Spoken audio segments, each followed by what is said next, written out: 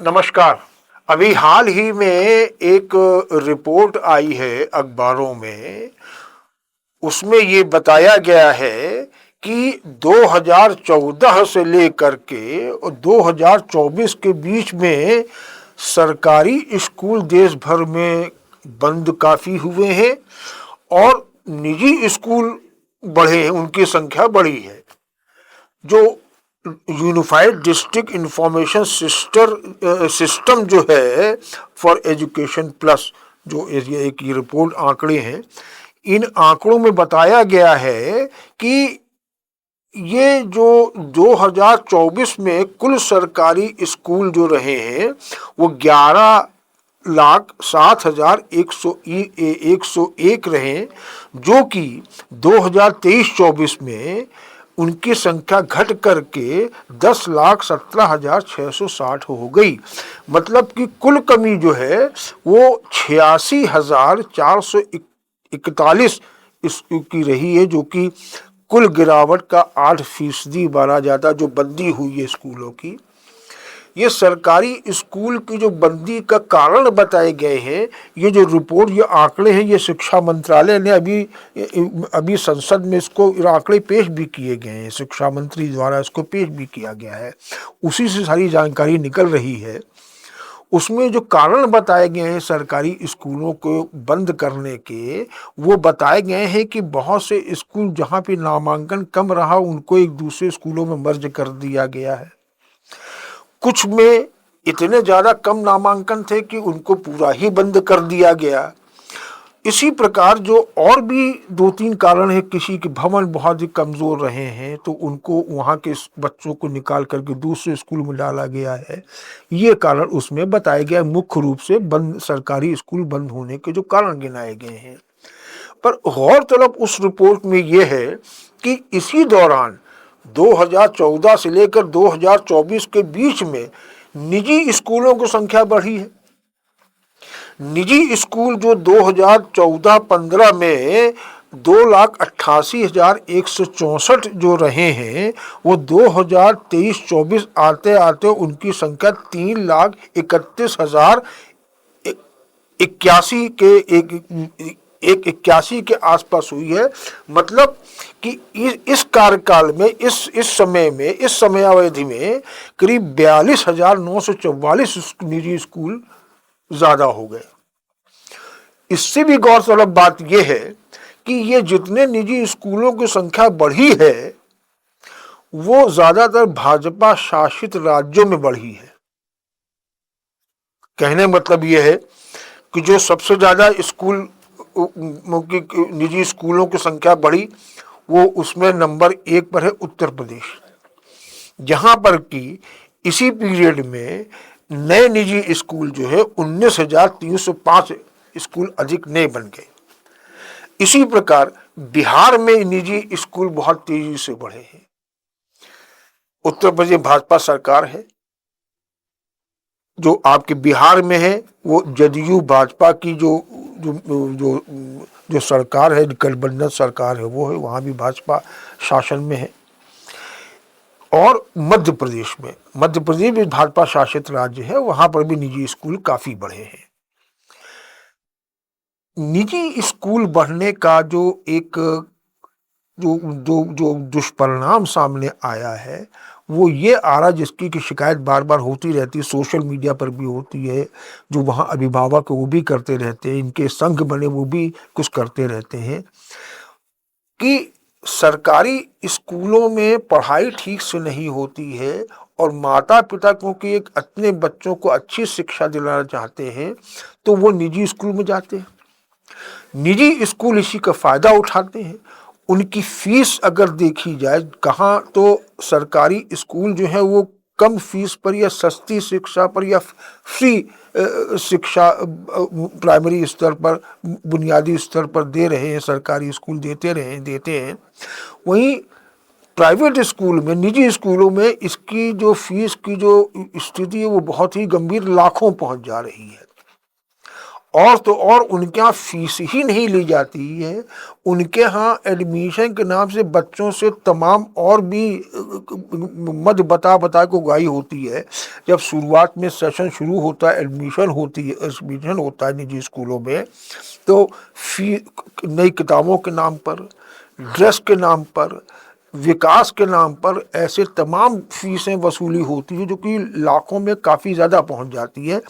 अभी हम जयपुर की ही अगर बात करें तो वहाँ स्थिति ये है कि जो एक आध दो कॉन्वेंट स्कूल कहा जाए, पब्लिक स्कूल जो होते हैं, उनमें एक में एक स्कूल के बारे में पता लगाया तो मालूम पड़ा कि साहब उनकी स्कूल की फीस बच्चों की जो है वो 5,000 प्रति माह है एक बच्चे की। मतलब आप समझ लीजिए कि 12 महीने में एक 5,000 है तो 12 महीने की फीस कितनी होती है। एक जो स्कूल में जो किताबें ली जा रही है, अभी अभी उनका बच्चा जो है वो, अभी हम ये चौथी क्लास में पढ़ने वाले बच्चों की जानकारी आपको दे रहे हैं। आगे के स्कूल या नर्सरी स्कूल, इसमें भी अच्छी खासी लूट मचाव हो रहा है अच्छी शिक्षा के नाम पर। पेरेंट्स के साथ मजबूरी ये है कि वो अच्छी शिक्षा के नाम पर वो प्राइवेट स्कूल में बच्चों को एडमिशन तो करा रहे हैं, पर वहाँ की जो महंगी व्यवस्था है उससे उनकी कमर टूट रही है, जेब खाली हो रही है। और उसके ठीक विपरीत जो सरकार है वो एक अच्छी मतलब उसकी शिक्षा की अच्छी योजनाएं उनकी चल रही हैं। उनकी शिक्षा की योजना ये चल रही है कि एक पीएमसी योजना जो है ये सरकार की ही दी हुई है। एक मिड डे मील देते हैं, आरटीई चलाते हैं, स्कॉलरशिप देती है सरकारी स्कूल देते रहते हैं। ये जो चीज़ें हैं ये एक बच्चों को बड़ा लाभ देते हैं, बच्चों को सस्ती शिक्षा दे के उनका एक प्रकार से उनका जीवन सुधारने के बाद सरकार की सोच अच्छी है। पर चूंकि अब इसको पता नहीं किस लिए स्कूल सरकारी बंद कर रहे, कहने को जो कारण है वो कारण ऐसे नहीं दिखते हैं कि जब मर्जर कर दिया नामांकन कम था। क्यों नामांकन कम हुआ, कैसे मर्जर करना पड़ा, इस पे कभी गौर सरकार ने नहीं किया है। और ये एक आरोप लगाया जा सकता है कि सरकार के ही संरक्षण पा करके निजी स्कूलों की बाढ़ सी आ गई है। इसमें कोई दो राय नहीं है। जैसा कि स्थिति हो रही है उसमें एक प्रकार से ये माना जा सकता है, जैसा कि अभी आंकड़े हमने बताए हैं और जो प्रदेशों के नाम गिनाए हैं जो सारे भाजपा शासित हैं, और उन्हीं में ही ज़्यादा निजी स्कूल खुले हैं। सामने जो स्थिति आ रही है वो ये आती है कि आप एक स्त्री शिक्षा दे सकते हैं, पर आपने एक निजी शिक्षा के निजीकरण को जो बढ़ावा दिया है उसी के दुष्परिणाम आ रहा है। जबकि दिल्ली में जो अभी पिछली आप सरकार आम आदमी पार्टी की सरकार रही है, उसने एक बड़ी अच्छी व्यवस्था वहाँ दिल्ली में करी। और व्यवस्था ये करी वहाँ पे कि उसने शिक्षा का बजट बढ़ाया। दिल्ली सरकार, जब आपकी दिल्ली सरकार, वो शिक्षा का बजट बढ़ाया उसने। सरकार ही इस दिल्ली सरकार के तहत जो स्कूल चलते उनका कायाकल्प कर दिया।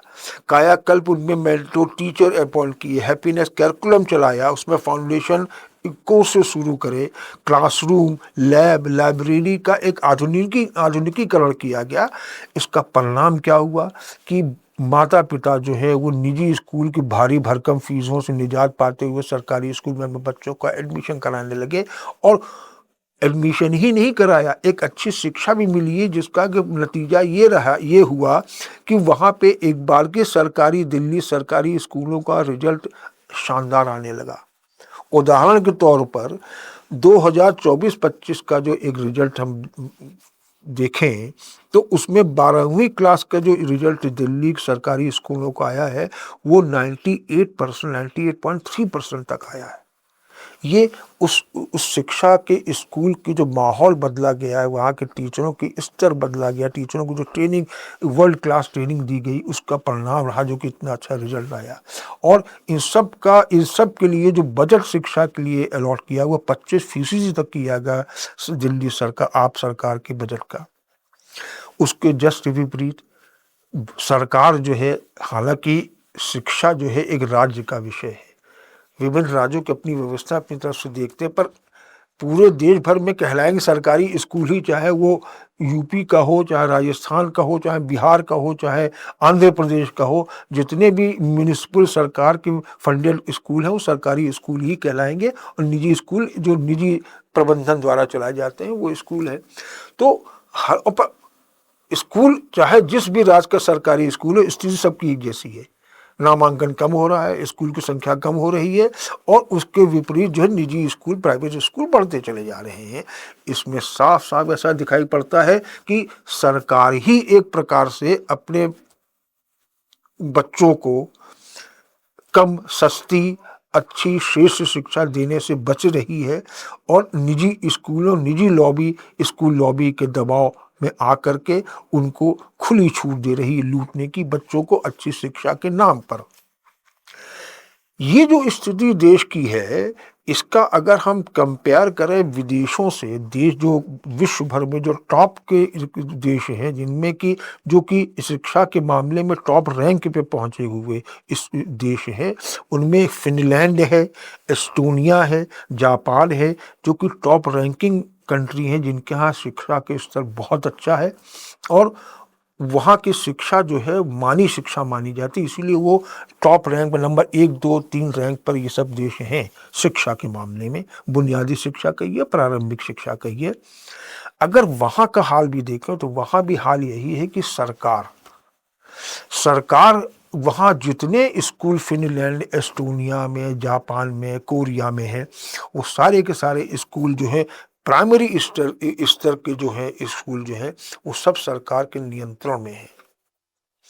वो सरकार के नियंत्रण में होने, वहाँ पे सब म्यूनिसिपल स्कूल हैं, और अगर निजी स्कूल भी हैं तो वो सारे के सारे सरकार के फंडिंग से चलाए जाते हैं, इसीलिए वो फीस नहीं ले सकते। सरकार जो तय करेगी फीस, वही निजी स्कूल फीस लेते हैं, और सरकार के ही राष्ट्रीय करिकुलम जो चलता शिक्षा का पाठ्यक्रम है वही फॉलो करते हैं।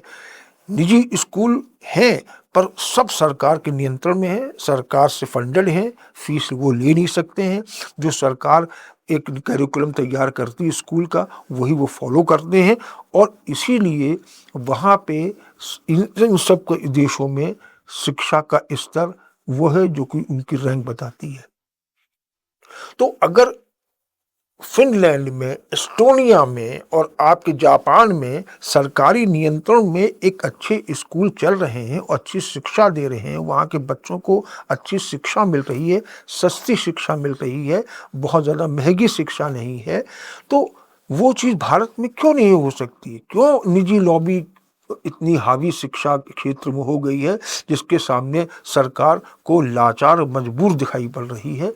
वो किसी न किसी बहाने सरकारी स्कूलों की संख्या कम करती जा रही है, और निजी स्कूल जो है वो कुकरमुत्तों तो उगते चले जा रहे हैं, बढ़ते चले जा रहे हैं, और अनाप शनाप मनमानी उनकी चल रही है, हर क्षेत्र में चल रही है। ये एक बहुत गंभीर स्थिति है। जो आज आंकड़े सामने आए हैं वो अपने आप में आंकड़े बोलते हुए हैं, सरकार के नज़रिए का वो खुलासा कर रहे हैं, सार्वजनिक कर रहे हैं, उसको दिखा रहे हैं, और सरकार का नज़रिया भारत का यही लगता है कि हमको जो है निजी स्कूलों, निजी जो शिक्षा लॉबी है उसके आगे हमको सरेंडर कर देना है, हमको अपने स्कूल कम कर देने हैं और निजी स्कूलों की संख्या बढ़ानी है। क्योंकि अभिभावक जो होते हैं, माता पिता अपने बच्चों को भविष्य संभालने के लिए, अच्छी शिक्षा देने के लिए देना चाहते हैं, तो उनकी ये चाहत को भुनाया जा रहा है निजी स्कूलों में। सरकारी स्कूल बंद करके सस्ती शिक्षा की संख्या कम करके सस्ती शिक्षा में कमी ला करके, ये तस्वीर अगर सामने अपने देश की आती है, और हमारे पास विदेशों की हमने भी तुलना करी, बात करी, दिल्ली में आप सरकार के समय की शिक्षा स्कूलों की स्थिति बारे में चर्चा करी, अगर सरकारी नियंत्रण में अपने देश में ही एक छोटी सी जगह पर अगर एक शिक्षा का कायाकल्प हो सकता है सरकार की सही सोच की वजह से, तो पूरे देश भर में क्यों नहीं हो सकता है? क्यों नहीं सरकार इस प्रकार चेतती? और जो नौनिहाल हैं, जो आगे भविष्य निर्माण करता जो हमारी जो एक जनरेशन है, उनको एक अच्छी शिक्षा देकर उनकी पुख्ता नींव तैयार करने की कोशिश करती, न कि ऐसे जो शिक्षा की दुकानें हैं वहाँ उनके हवाले बच्चों का भविष्य करके, नौनिहालों का भविष्य वहाँ उनके हवाले करके उनके भविष्य के साथ खिलवाड़ करने की जो स्थिति बनाने की बात चल रही है। ये जितनी जल्दी सरकार इसको लेकर चेतेगी और दिल्ली की आप सरकार से एक सबक लेगी, फिनलैंड, एस्टोनिया, जापान तो अभी बहुत दूर है, वहाँ की बात बहुत दूर है। हम तो कहते हैं अगर केवल दिल्ली सरकार का ही जो इस स्कूल मॉडल को ही अगर फॉलो पूरे देश के हर राज्य, केंद्र सरकार, राज्य सरकारें फॉलो करें तो काफ़ी कुछ बदलाव आ सकता है। तब ये संसद में जो इस प्रकार से रिपोर्ट पेश की गई है कि साहब 2014, आप समझ रहे हैं वो समय का कनेक्शन क्या है।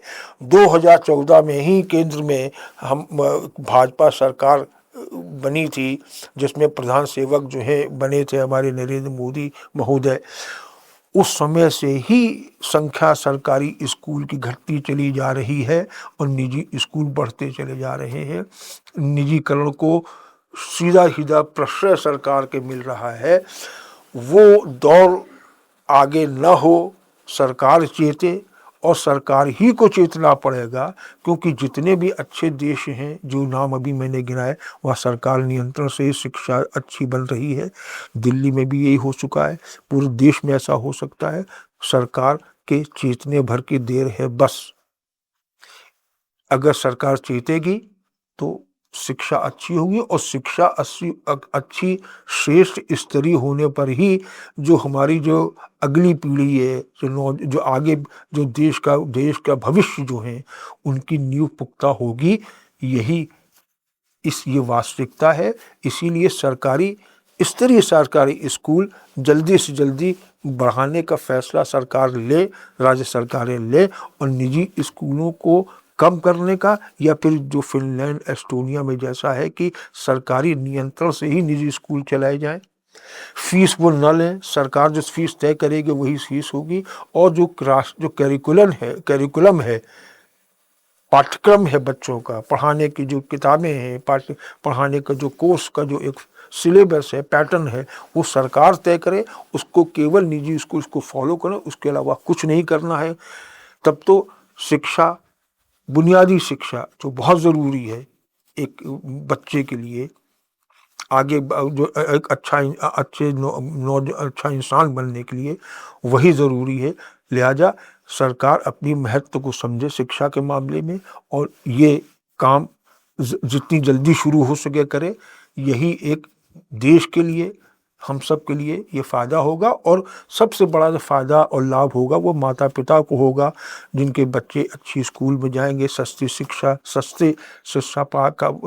सस्ती पर स्तरीय शिक्षा पाएंगे। इससे उनको कितना सुकून मिलेगा, ये एक बहुत बड़ी बात महसूस होता है। यही एक उम्मीद है। इसी उम्मीद के साथ आज की चर्चा हम लोग समाप्त करते हैं। नमस्कार। आप सुन रहे थे let's mic more than radio. Follow कीजिए हमें हमारे सोशल मीडिया प्लेटफॉर्म्स पर। It's time for news. It's time for more than radio. Presenting the first radio news app, Let's Mic. Let's Mic, a news-based app on your phone where you get to watch and listen news, talk shows, interviews, radio show podcasts. On Let's Mic, you get all relevant information of TV, print, radio, podcast, and digital. Let's Mic talks about every segment of life.